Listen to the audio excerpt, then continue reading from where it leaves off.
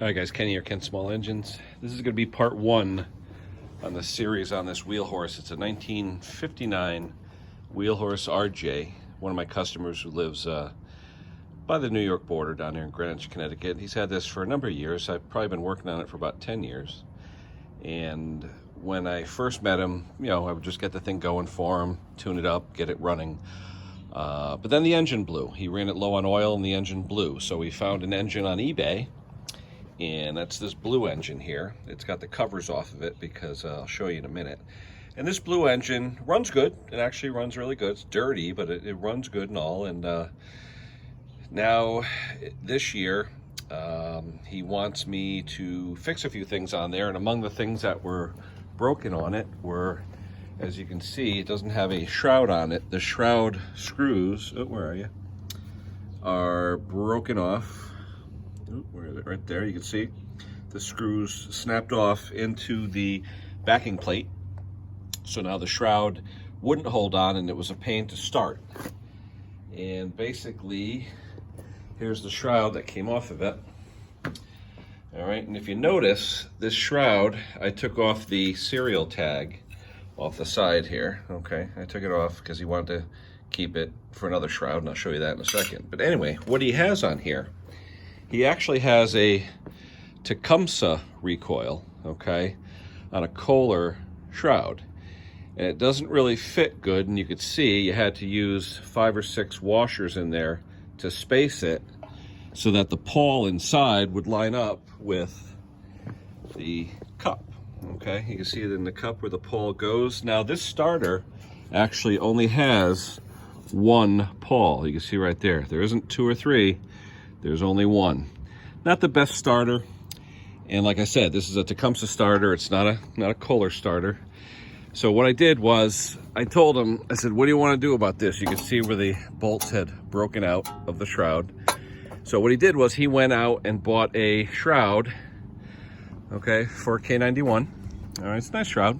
He had it blasted and he had it powder coated, okay? Really nice, okay? All like brandy new, okay? And I went on eBay and I bought an original, what I believe is an original NOS K91 recoil that'll go on this. Now there's 3 different ones that go on these. The Kohler, there's a Schnacky, there's a couple others. There's 2 or 3 or 4 different types that go on here, but I bought an original Kohler recoil, so hopefully that'll go on there. Like I said, we're gonna get rid of that puppy. We're gonna put that one on with the new recoil. But also what I want to do is, this has points in it, okay? And the thing is, if everyone who's ever worked on a Kohler before, especially on some of these engines, the points, there's the points cover, they're a pain in the neck to get to, especially on an engine like this. And every year, this guy would only use this tractor once a year, so I would go over there around Memorial Day every year, file the points, get it running, flush out the gas, and all that. So, what we're gonna do this time, we're going to remove the flywheel, okay, with the coil underneath and all that, and we're going to replace the condenser underneath there with a chip, just like you do with 2-stroke chainsaws and things like that. Any magneto type ignition that doesn't use a battery, you can use a chip instead of using the points and coil method, or the points and condenser method. And that's what we're going to do. So this way, hopefully I'll be able to mount the chip underneath that flywheel, and hopefully it'll be able to start on the first pull every time, nice and easy for him. You won't have to worry about taking off that cover and filing the points every time, okay? So that's one thing we're going to do. We're also going to clean this engine up. We're going to get it nice and clean. We're going to paint it a nice red. We're going to clean up the tractor a little bit, pressure wash and get it all clean. We're going to flush out the gas tank. The cap has seen better days, so we're going to put another cap on it. Hopefully we'll get a nice NOS cap. I had already put a new strainer. You can see the fuel strainer on it, and as you can see, there's a lot of water in it. So we're going to drain that tank that's under there, and I'm going to tell him from now on, use non-ethanol fuel. It's expensive. If you buy it at a tractor store or Home Depot, it's about $20 a gallon. But for what this guy drives this thing for, it would be worth it to use the non-ethanol fuel. So that's what I'm going to suggest. He's got a brand new carburetor for it. Okay, I think it's a Chinese knockoff, but it's a new carburetor. We're going to put that on. We're going to clean this all up. We're going to get the recoil going. and it's going to be pretty cool. Now, let's talk about the other side of the engine. The exhaust on these RJs, okay, you have basically 3/4 pipe, okay, and then it goes to one of these trumpet style mufflers. They call them trumpet mufflers because it really looks like a trumpet bell, okay. And if you notice, this thing's seen better days. It's rotted, okay. But if you guys have ever visited VinsRJ channel, who's really into these RJs, he knows more about them than probably anybody I know. He has a trick where he basically takes that muffler off, okay, uncrimps that rotted front side off of it, and he takes a pepper pot muffler, okay? Now, K91s usually came with this style muffler that bolts on, okay? This is a standard K91 muffler that you see on most engines, okay?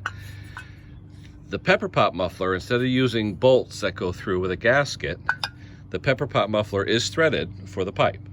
Okay, so that being said, we've got two options. I can take off the back of this muffler, okay, and I could do just like VinsRJ shows on his video, and I'll put a link to that video in the description because it's a really cool trick that VinsRJ does. But that would require me taking off the back of that, sanding it all down or wire wheeling it, get it nice, and then coating everything or painting it with a heat-proof paint. Here's the trick. This is what I want to do. There's actually a heat shield that goes over this exhaust system. It's a red bent metal shield that goes over, and he has that, and he's having that powder coated as well, as long as with the other tins that go on here. But I'm going to take this existing system here, and I'm going to replace it with stainless steel 300 series pipe. That way, you don't have to worry about ceramic coating it. It will not rot out from the inside, because sometimes even if you ceramic coat it, it will still rot from the inside sometimes. So here's what I'm thinking about doing right now. I'm going to put the stainless steel pipe in here. I'm going to order the pieces from McMaster Car. I'll have all the new pieces, and then I will take the pepper pot, and I'll just use the standard pepper pot for now. I'll screw it in and just use it. I have a bunch of these in stock, okay? I've had them for years. I'll take one of the ones I have in stock, because I probably have 3 or 4 of these in stock. I'll take it apart. I will take that muffler apart, and per VinsRJ video, I'll make it into a brand new looking trumpet muffler. Because if you look, they're the same. They're basically the same exact front stamping, okay? Exactly, all right? So I'm gonna do that, all right. All right, so we got the motor. We're gonna clean it up. We're gonna install a chip. We're gonna paint it. We're gonna put a stainless exhaust. We're gonna hopefully have the shroud that's in nice shape over there. We're gonna put a new recoil on it. We're gonna fill up the transmission with fresh fluid, because I don't think it's had fresh fluid in a long time. Now, those that don't know RJs, one way that you can signify an RJ from, say, a Suburban, which came out in '60, is the front axle. It's a straight piece of steel, okay? The Suburbans had like a V shape to them, if you will. They had like a bow in them, okay? That's how you can tell an RJ. The RJ has a front straight axle that's just straight steel. It's got a grease fitting, okay, you can grease it. But everything here is sloppy. If you look at the fittings on here, not fittings, but the pins, you can see, look at that, these things are really sloppy. So at this point, I can machine up some new pins, but I don't know if I'll do that this time. The only other thing he wants to do too is the tires that we put on here last year. Although they're good tires, they're really nice tires, they don't really look like the original tires that were on here.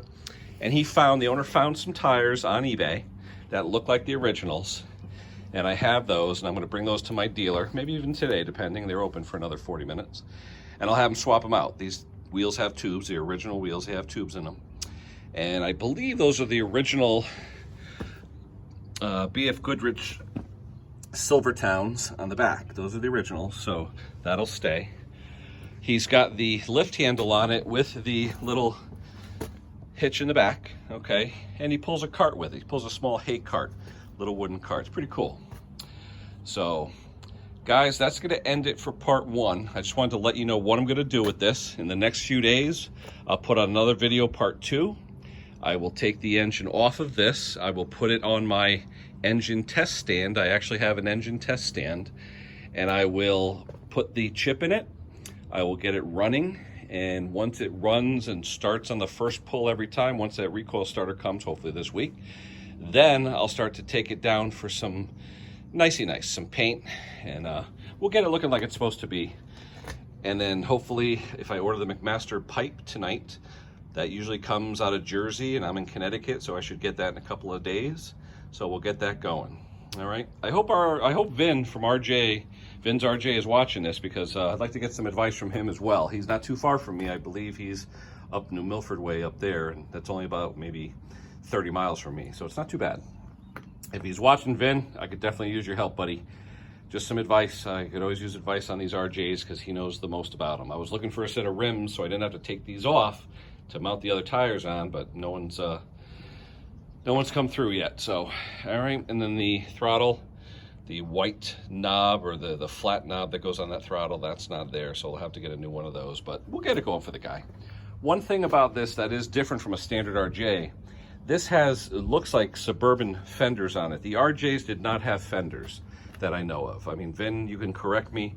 I think maybe late 1959s might have, but I don't think this one actually came with them. I could be wrong, like I said, but if you notice, they are Suburban fenders mounted backwards, where you have the wide section in the back now and the narrow front. They look nice. They really do look nice. In fact, people always, when they see this tractor, say, wow, that's a cute little tractor, but that's not the way it came from the factory. All right, enough rambling from me, guys. That'll be it for this video. I hope you enjoy this series. Like I said, this is part one of I don't know how many parts, but I have a deadline. I have to get this thing running so I could deliver it a week from this Saturday. It's now Tuesday the 4th. Tomorrow's Cinco de Mayo. I'm doing a live stream tomorrow with Henry Morawski. Hope you guys can all join me. But for now, that's going to be it for this one. Like I said, I hope you enjoy this. Any questions you have about this RJ or what I'm going to do to it, please ask. Comment, subscribe, like, whatever you need to do. And we'll see you next time, guys. Take care. We'll talk to you soon.